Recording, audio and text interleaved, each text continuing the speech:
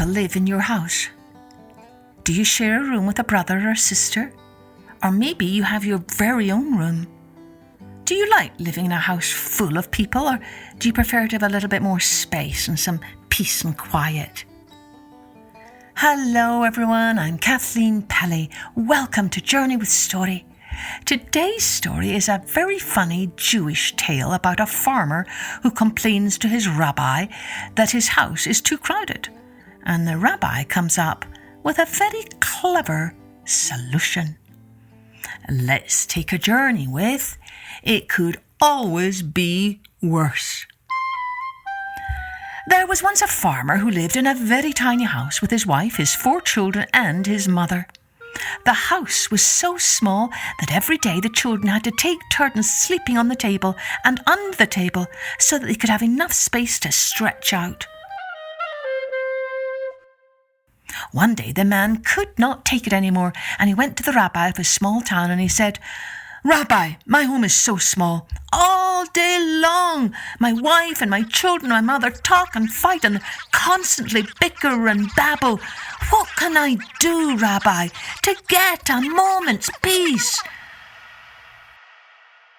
The rabbi thought for a moment and then he said, "Do you have chickens?" "Of course I have chickens," said the farmer. "Bring them into the house," said the rabbi. Now, the farmer was very confused, but he knew the rabbi was very wise, and so he went home and he brought all the chickens to live inside the house with the family. But it was no less crowded or noisy. In fact, it was worse, with the clucking and the pecking and the flapping of wings. So the farmer goes back to the rabbi. "I did what you said, Rabbi, but now, with all these chickens, the house is even more crowded and noisier than ever." The rabbi thought for a moment and then he said, "Do you have any goats?" "Of course I have goats," said the farmer. "Well, bring them into the house," said the rabbi. Now, the farmer was confused, but still he knew the rabbi was very wise, and so he brought all the goats from the barn to live inside the house. Still, it is no less crowded and noisy. In fact, it is much worse, with the chickens clucking and flapping their wings, and now the goats baaing and butting their heads against the walls and one another. The next day, the farmer goes back to the rabbi. "I did what you said, Rabbi. Now my children have no place to sleep because the chickens have taken their bed. The goats are sticking their heads into everything and making a lot of noise." The rabbi thought, and he looked very puzzled, and then he said, "Aha! You must have some sheep." "Of course I have sheep," said the farmer. "Well, bring them into the house," said the rabbi. The farmer was even more puzzled by the rabbi's words, but still, he knew the rabbi was a very wise man, and so he brought the sheep inside. Now, it is no less crowded and noisy. In fact, it is much, much, much worse. The farmer cannot even think above the noise of the chickens clucking and flapping their wings, the goats bleating and butting their heads, the sheep baaing and banging into beds, and his wife and his children and his mother all squabbling and screeching. Completely exasperated, the farmer goes back to the rabbi.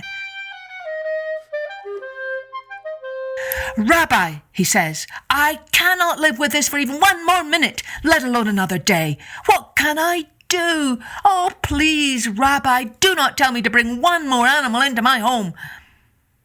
The rabbi frowned. He closed his eyes and he thought for a very long time.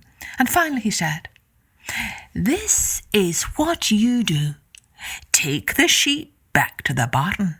Take the goats back to the barn. Take the chickens back to their coop." The farmer ran home and did exactly as the rabbi had told him. And as he took all the animals out of the house, his children and his wife began to tidy up the rooms. By the time the last chicken was settled in her coop, the house looked quite nice, and it was quiet. And all the family agreed their home was the most spacious, peaceful, and comfortable home anywhere.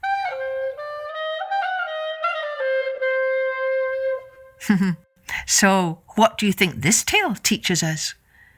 Maybe when we catch ourselves complaining about something in our lives, we need to remember it could always be worse. Cheerio then. Join me next time for Journey with Story.